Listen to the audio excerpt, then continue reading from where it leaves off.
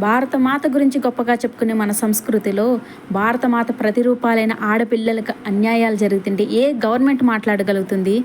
వాళ్ళ ప్రచారాలకు మీటింగులు పెట్టి ప్రచారాలు చేస్తారు కదా. వరల్డ్ కప్ వస్తే అంబరాలంటే సంబరాలు చేస్తారు కదా. మరి ఒక ఆడపిల్లకి అన్యాయం జరిగినప్పుడు ప్రపంచమంతా ఎందుకు గొంతెత్తి చాటి అడగలేకపోతుంది?